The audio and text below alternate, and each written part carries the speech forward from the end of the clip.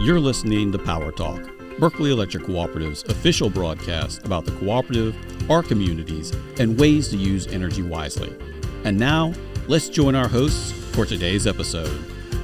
Good morning and welcome to Power Talk. I'm Micah Ponce, the Communications and Media Specialist here at Berkeley Electric Cooperative, joined as always by Libby Roig, the Director of Marketing and Communications. Good morning, Micah. Good morning. Well, we got a full house and got some familiar faces back in the studio. Yeah. We always like to have guests. And if you're watching on YouTube, Bryan didn't get the black memo today. No. He's my bad. wearing a lovely lavender-ish. master it's pink. shirt. It's pink. Yeah. We're no longer fall decor, Bryan. Fall decor. Oh my goodness! Yeah. I wasn't paying attention. All right. Well, as we mentioned, we have a couple folks here in the studio. We have Ms. Amy Langdon, the Vice President of Information Technology. Good morning. And Mr. Bryan Reece, the Vice President of Member Services. Good morning. Now, if you watched the show before, you might think, Micah, you just said it wrong. But no. Since the last time we've had these folks on, I think they've switched roles. Yeah. So, it's Freaky Friday up in here. It is.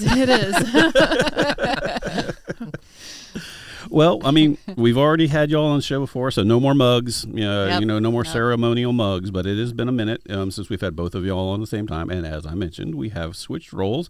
So why don't we just do a little refresher and, give our guests a little bit of an idea of what you're doing now for Berkeley Electric. Let's start off with ladies first. Miss Amy. Sure. So, as you mentioned, Bryan and I have switched places.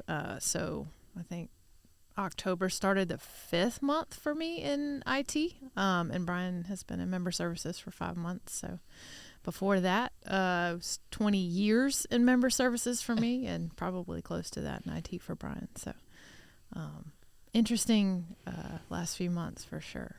No, absolutely. It's 25 actually. Yeah. So 2000 I came here, and I've been in the technology side. Amy actually has a background as IT as well. So we talked with the CEO, and it made sense. Made sense for her, me, and the co-op. So it was a smart move. Yeah. Yeah, and just, to give a little bit of background, for a year or two prior to y'all switching, Amy started some cross-training within her department when she was over member services, switching people to the different districts and different roles and just really giving some different awareness to the challenges and opportunities in all the different roles within member services. And that idea just grew across the co-op. And so we've got linemen switching around now. And our CEO thought, well, hey, let's do this with staff. And I think it's just such a great idea because, in any big company, you can have silos and people kind of blinders on doing their own thing. They may be efficient in that, but the greater picture may have some inefficiencies because, you don't have that awareness of working together. Yeah, and at the staff level, I don't want to say it's hard to understand other perspectives, but you're so focused on what you have going on. You maybe don't always understand why things happen a certain way in another department. And so when we switched, you have your ideas and your expectations for how you think things go or why they go that way. But once you actually switch places, you see a whole different side of things. And so especially at this level, I think it gave great perspective in the overall picture. And I think Jason and Joel would say the same thing. You have your finance guy and your facilities guy who like to butt heads a little bit over, money, as they should. But, when you switch roles and you let Joel see, we do need big wrenches and we need a few of them, we do need to fix plumbing sometimes and stuff like that. So I think really the biggest thing is the perspective you gain whenever you kind of sit in someone else's seat for a little while. Yeah. And member services and IT are so intertwined. And even in my tenure, actually, we're under the same VP for a minute, that, you guys didn't miss a minute, that you have lived in each other's worlds and understand how that works. And so one of the positive things about it is Amy's in the building. If I have a question, I go to her and vice versa. She says, hey, how do you do this? So we were getting different perspectives, and there's a coaching aspect and a help aspect that goes with it. Yeah, I mean, it's not like, one of us is retired and gone. we're I'm gonna say for a little while we were both kind of doing both and figuring out kind of how to put our own mark on it. So yeah. Well, cool. And at the heart of it, we're just serving our members better. Yeah, my fingers are trained to dial her extension without looking. yeah. Well, teamwork's really important because we got a big event that's coming up, don't we? Yeah, plans are underway for this year's annual meeting, set for mid-November. You know, Amy, our annual meeting has changed a lot in the last 6-7 years. Why are annual meetings, no matter how the format, why are they important? Oh, goodness. I mean, annual meeting kind of really gets at the core of who we are as a co-op and how we operate. That's really the membership's one, I want to say, really defined opportunity to participate in that democratic member control. That's where they exercise their ability to choose who's on the board, and those folks choose the direction we go, and you know, they're the ones setting our strategic plan and our objectives and saying this is where we want to be 5 years from now. So that's really their main opportunity to have a say in how we do things and who's making those decisions. And and, you know, we hear a lot, you know, before my time, 2019 was our last in-person annual meeting out at the fairgrounds, one of the largest in the country. Now we do a drive-through style, partially because of COVID, but also some changes to state law.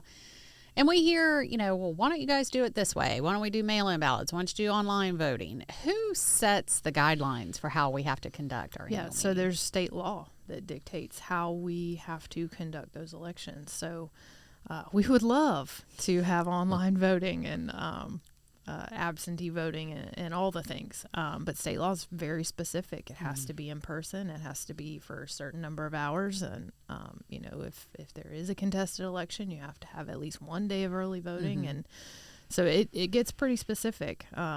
You know, there's not a lot of flexibility in what we can do with how it's conducted. You know, we try to make it easy now with drive-through and getting folks in and out, but it kind of is what it is. Right. We don't have a lot of choice there. I just actually came back from a meeting with a whole bunch of other co-ops, and it's always great to be able to share and compare, because there's a saying that says once you've been to one co-op, you've been to one co-op, because everybody does things differently. You know, like Amy mentioned, in South Carolina, we all have to do our annual meeting the same because it's state law. But I mean, varies by state to state. Some folks you can do online. Some folks you can do a call-in. Some folks, you know, mail. So I mean, it varies greatly depending on where you are. But it is defined by your enabling act, how co-ops were first set up when they were incorporated in the state. Well, and even in South Carolina, there's some variance. It varies a little bit, based on, I think, largely how big the co-op is. Right.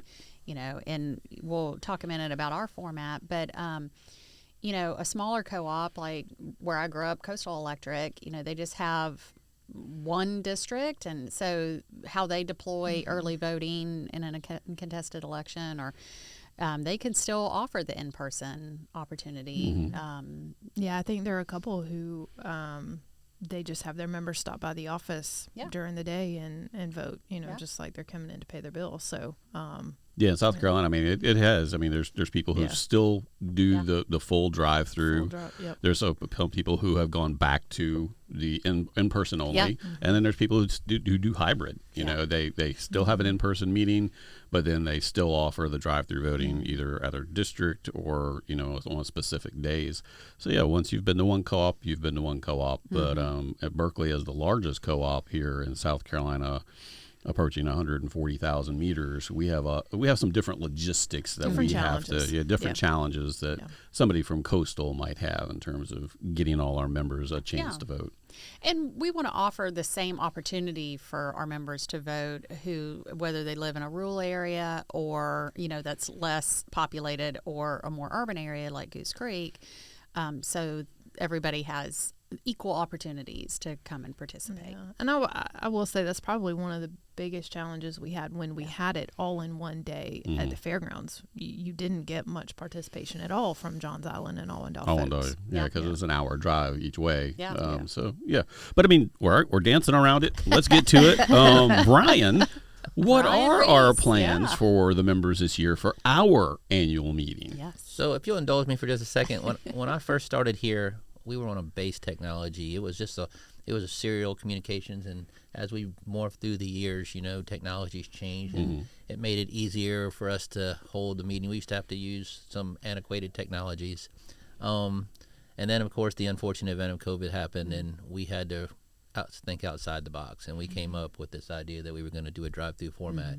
And we went and followed the Chick-fil-A model. They spent a lot of money trying to perfect that, and it took off. We had 100% participation with all of our employees, and the membership just loved it. As people drove through, we heard time and time again how great this format was. So we've adopted it, and each year, Amy and I have always gotten together, and we've made iterations to each one, trying to make it better. I even visited other locations to see how they did it, just to see what we could fix. And even if they're small, we've noticed that it speeds up the process, and that's always been our goal. But this year, as usual, we're doing the drive-through format. Of course, it's 12-hour days at each site. When I say each site, we have a site in Allendale for 12 hours. Then that's on the 12th. On the 13th, we have Johns Island, and we have two here in Moncks Corner because Goose Creek isn't set up to have that amount of car flow through that. Right. So it's landlocked there in Crowfield if you're not familiar with the area. Across from two schools, so Three. The Oh, primary, three. the Yeah, elementary, yeah. in the middle. Yeah. So traffic is not it not would not fun be in that area. conducive at all. No. Yeah. Mayor Habib would be calling us if we absolutely. tried to have it there because it clogs up traffic at some points, even in Absolutely, Moncks Corner. and it would be insane because there are a lot of members that live right there beside the office, so it would be tough to have it there. So actually, it would not be functional to have it there. Yeah. So we have two here, and there again, they're all 12 hours. The 2 days here are 18th and 19th of November. We give away prizes in the give away prizes at the conclusion, and our grand prize this year is it's a 2012 Chrysler 300 with low mileage, 105,000 miles on a 13-year-old vehicle. Yeah, barely cracked the 100. That's right. I've driven it a couple times. I've driven it too. Yeah, absolutely. I've driven it. Yeah. Nice plush leather seats. Actually, I think it's in the parking lot. I saw it this morning, so it's shining right now. Yep, got it parked out front of the Moncks Corner District. So if anybody wants to come by and take a look at their hopefully new car or new to you car. New to you car. And Brian, we hear this on social media and from people as they're voting. Why are y'all giving away an old car? Why don't you give away a new car? So why do we give away an old car? So great question. A new car is very expensive to give away, and we have to be mindful. We're a fiduciary company, so we mindfully manage our members' money. If we have an old car, we'll spend a couple of dollars getting it to a functional state and make it reliable. We're either going to sell that car or give it back to our membership, and it's a great incentive to bring people out. Yeah. Along with the incentive, I forgot, there's a $30 bill credit as well, and that's an incentive to bring people out to support our annual meeting and make sure we meet our quorum. And our quorum is 5% of our membership base. Yeah. So if you come and register and vote, that $30 bill credit will be applied to your bill on the next cycle. Yes, ma'am. But, back to the car, so many people, the cost of everything's gone up, and so many people struggle with a reliable vehicle. And because I'm fortunate enough to be able to drive a co-op vehicle, I know how much care that the guys in the garage put on every vehicle, whether it's a bucket or a passenger vehicle, to maintain it and make sure it's safe for co-op employees to operate. And so this is a well-maintained, well-cared-for vehicle that with relatively low miles, that would be such a blessing for someone to get it. And if you don't need it, we've had a member just in recent years donate the car to someone who needs it. So, it's not as flashy and sexy as a brand new car, but Brian, like you said, we can't go out and spend $30,000-$40,000 on some fully loaded vehicle just to give away. But we have great vehicles that we retire out of the fleet that, could benefit someone. So. And I mean, talking about the old annual meeting compared to the new one, I mean, it seems like almost like we're doing more now because we're doing 4 12-hour days, as previously we would do technically 1 12-hour day, but there was also several days of prep work ahead of that. So I mean, yeah, for the members it might have only been a day, but for the employees it was all hands on. Massive undertaking for all hands on deck. And I remember you talking about antiquated equipment, Bryan. I remember y'all being up on ladders, stringing wires through the rafters and everything like that. And then, now we do the $30 bill credit. Well, we used to have a semi truck come in and unload 10,000 gifts that you had to unbox and stack and everything else like that. So, I mean, it was very labor intensive. So, I mean, there was the front end was a lot more loaded than it might be now because we've got a pretty good little system going. I mean, we know what's coming up and everything. So there's trade-offs, but I mean, one of the big trade-offs is, like Amy mentioned, this is a democratically run organization. And by having an annual meeting drive-through at each of our districts, we're able to allow more members to participate in the governance of their cooperative, which is central to what we do. So it makes it easier. Not necessarily on the employees, but I mean definitely for the members, and gives them much of a greater opportunity to participate and have a voice in who is running their cooperative. That's something we definitely see in the numbers as well. We have much higher participation in the drive-through version than we did in the in-person at the fairgrounds. So. Yeah. And you're not restricted on where you vote. So say you live in Johns Island but work in Goose Creek. If it's more convenient for you to pop over to the Moncks Corner Day or, any of the other districts, whatever works for your schedule. If you're off on a day that we're having it in Onondaga, come over and see us. You're not restricted in any way. But yeah, Amy, last year we had nearly 14,500 members come through over the 48 hours of voting. What's our busiest day, and what's the registration voting process look like for the average member, starting with you've arrived to the facility? Sure. So our busiest day is always the first day here in Moncks Corner. Everyone hits us that first day. Sometimes I feel like they think we're going to run out of bill credits. The old mindset, we're going to run out of the George Foreman grills. That first day here at Moncks Corner is usually pretty heavy. And it's like Bryan said earlier, we try to keep it as simple as possible for members to flow through. But it's pretty straightforward. You drive up, you hand us your letter and your driver's license or your ID, and we get you registered. We hand you an iPad. You make your voting selections and submit it, and then you are on your way with a new calendar. And Micah, if somebody, we do have one contested election, but 2 open seats. Yeah.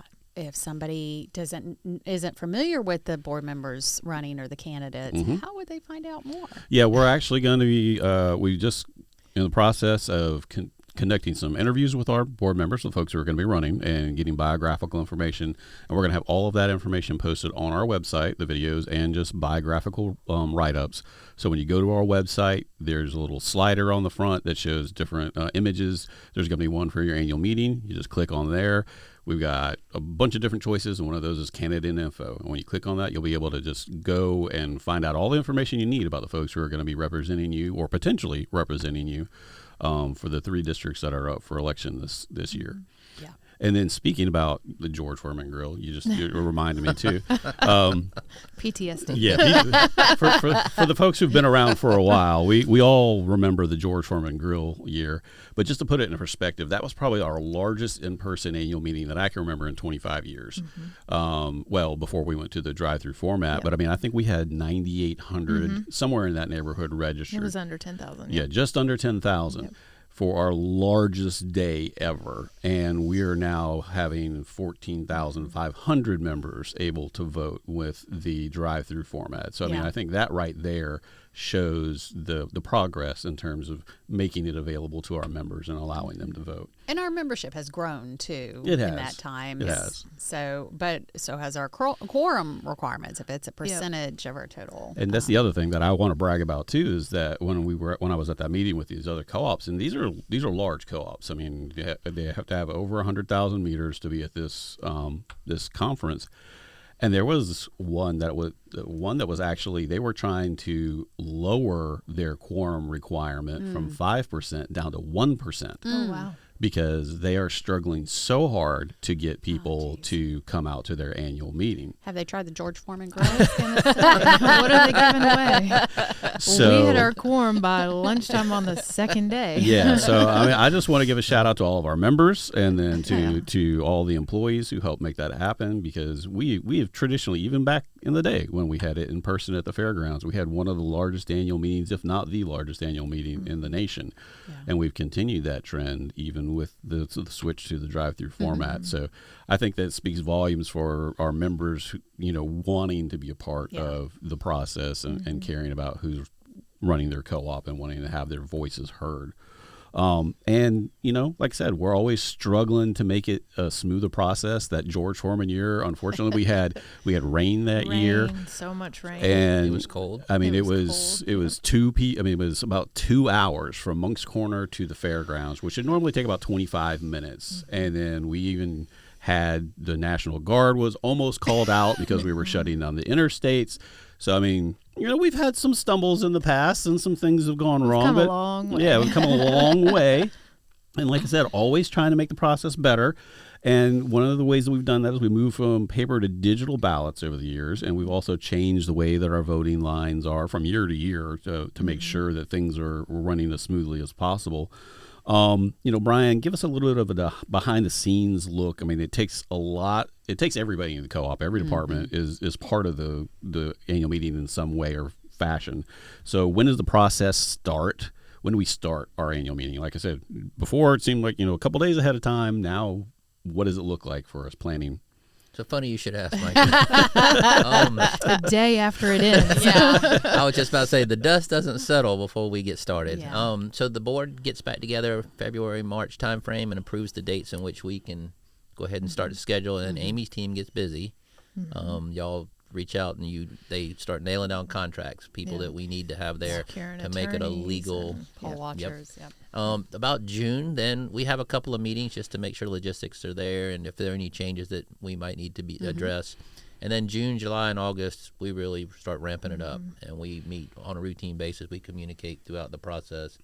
And I would say now, well, Amy's team's probably been at it a whole lot longer than we have this year, but now we are full annual meeting planning. Oh yeah, we're wide open now. Yeah. So Amy, the co-op has about 300 plus employees, but how many of those actually touch the annual meeting in some way, either on the front lines or providing support? At the end of the day, it's everyone. Yeah. Because those 4 days of registration, for everyone it takes to pull that off, you have folks in the office who are carrying an extra load to support that effort. So, in my mind, everyone is supporting that process in some way. As far as actual bodies on those 4 days, I mean, it's probably close to 200 employees when you take into traffic, registration, especially here at headquarters. I would be shocked if it wasn't at least 200 employees who are actually participating. So what does the average day look like for someone working annual meeting? Depending on what function you are, the traffic folks get there a good bit earlier because they're setting out cones and making sure all of the lanes are set up ahead of time. We do as much as we can the day before, but some things have to happen that morning. But a lot of us are arriving 5-6 o'clock in the morning and making sure everything's ready to go, and then folks trickle in for us to be ready to go at 7, and they're on their feet from 7 a.m. to 7 p.m., and then we roll out. So, we feed them, we make sure they get breaks, but it's a long day. Yeah, annual meeting is my annual peanut M&Ms there intake.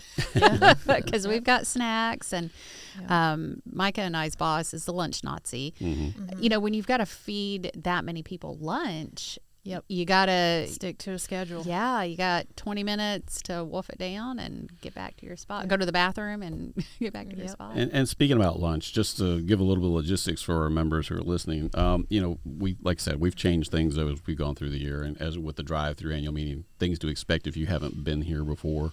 It is drive-through only. There's never really a reason or a chance for you to get out of your vehicle. So we don't have food vendors like we used to at the old office. So, I mean, and unfortunately, we don't have bathrooms available either. So those are two things that really folks need to take into account when they come that way.